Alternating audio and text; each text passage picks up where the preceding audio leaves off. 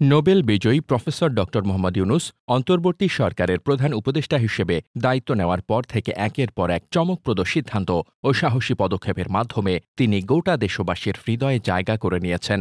দীর্ঘ রাজনৈতিক অস্থিরতা, বিশৃঙ্খলা এবং অর্থনৈতিক অচলাবস্থার পর জুলাই অভ্যুত্থানের মতো একটি যুগান্তকারী ঘটনার মাধ্যমে দেশ যখন এক নতুন অধ্যায়ে প্রবেশ করে, তখন অনেকেই শঙ্কিত ছিলেন সামনে কি আসতে যাচ্ছে।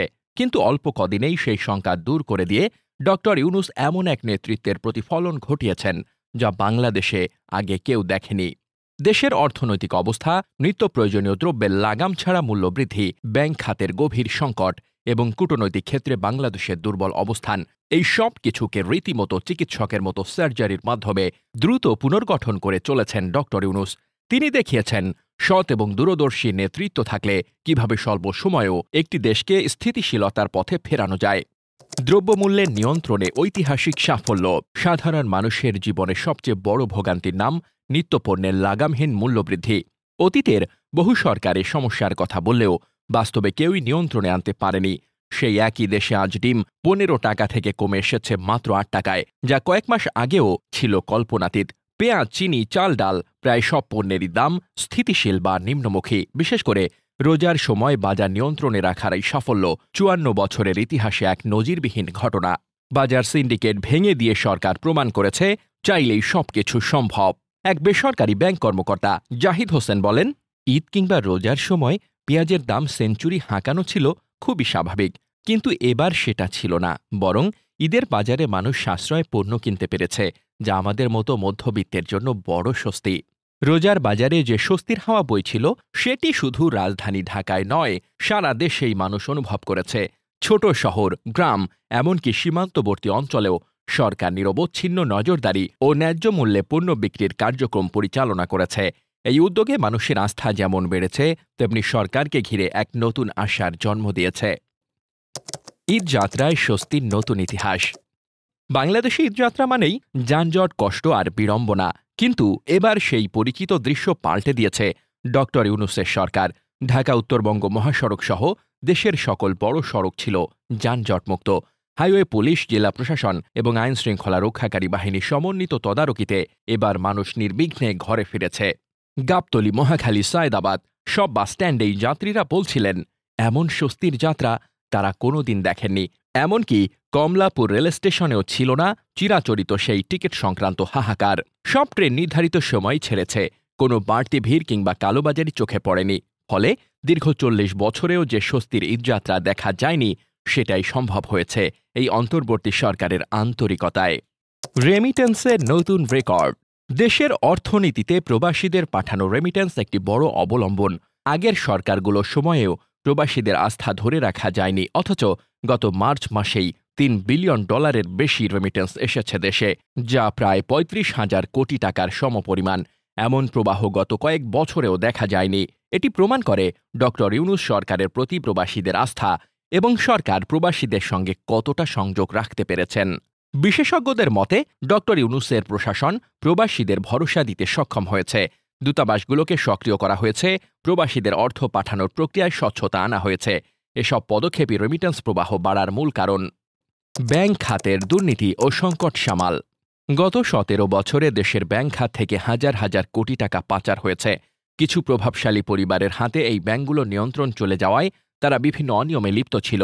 এসবের ফলেই সংকটে পড়ে দেশের অর্থনীতি। কিন্তু ড ইউনূস ব্যাংক খাতে আমূল সংস্কার এনেছেন।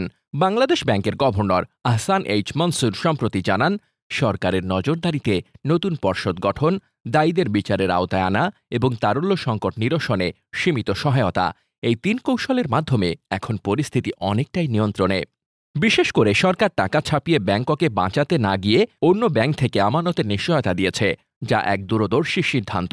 এতে করে মূল্যস্ফীতি কিংবা মুদ্রার অবমূল্যায়ন হয়নি, বরং ব্যাংকিং খাতেও ফিরেছে স্থিতিশীলতা। কূটনৈতিক মঞ্চে বাংলাদেশের জাগরণ। ড ইউনূস সরকারের কূটনৈতিক সাফল্য আজ প্রশংসিত হচ্ছে আন্তর্জাতিক মহলে।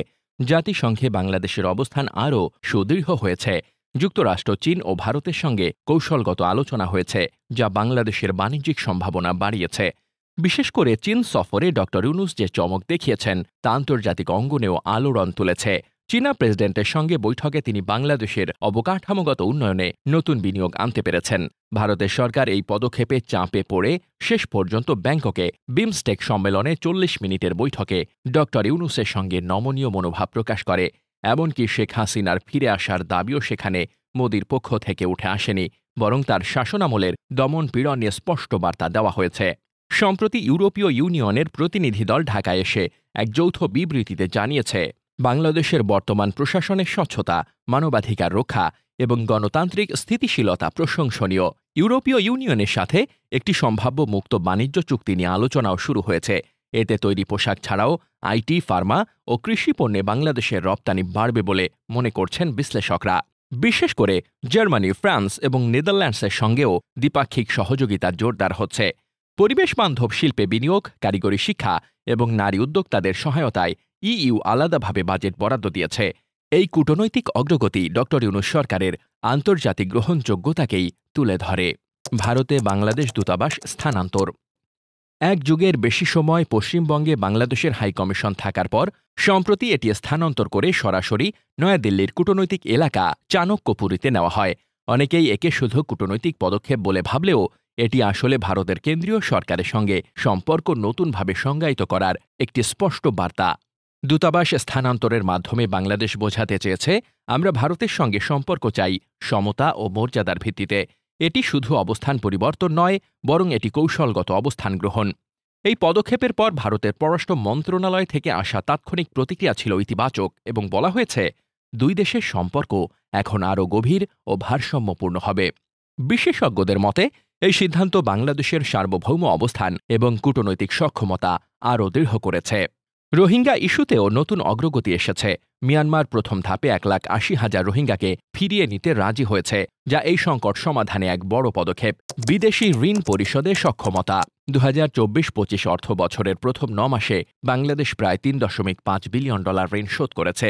এই টাকা একদিনে আসেনি, এই টাকা এসেছে পরিকল্পনা, পরিশ্রম আর সময় মতো সিদ্ধান্ত নেওয়ার ফল হিসেবে। যারা ভেবেছিল বাংলাদেশ ঋণ শোধ করতে পারবে না, তাদের জন্য এক পরিষ্কার বার্তা, আমরা দায়িত্ব নিতে পারি। বাংলাদেশের বৈদেশিক মুদ্রার রিজার্ভ এখন $25.5 বিলিয়ন। অনেক দেশেরই যেখানে এই রিজার্ভ টিকিয়ে রাখাই কঠিন, সেখানে বাংলাদেশ তা করছে। রাজনৈতিক চাপ, যুদ্ধ আর বিশ্বমন্দার মাঝেও এই রিজার্ভ প্রমাণ করে আমাদের অর্থনীতি এখনও শক্ত আছে। রপ্তানি আয় বাড়ছে। পূর্বে রপ্তানি মানেই ছিল শুধু পোশাক, কিন্তু এখন সময় বদলেছে। 2024 সালের শেষ ভাগে দেশের রপ্তানি আয় হয়েছে $15.2 বিলিয়ন। এর মধ্যে রয়েছে আইটি খাত, কৃষিপণ্য, ফার্মাসিউটিক্যাল সহ অনেক কিছু। বাংলাদেশ এখন শুধু তৈরি পোশাক নয়, নতুন খাত দিয়েও বৈদেশিক মুদ্রা আয় করছে।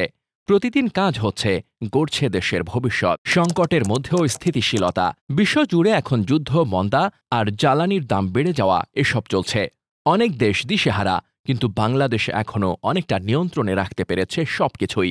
এর পেছনে রয়েছে পরিকল্পনা, সময়মতো সিদ্ধান্ত আর রাজনৈতিক স্থিতি। ভবিষ্যৎ যাত্রা। বিশ্বব্যাংক সহ বড় বড় সংস্থা বলছে, বাংলাদেশ 2025-26 সালের মধ্যে আগের মতোই জোরে ঘুরে দাঁড়াবে। প্রবৃদ্ধি বাড়বে, চাকরির সুযোগ তৈরি হবে, মূল্যস্ফীতি কিছুটা কমে আসবে।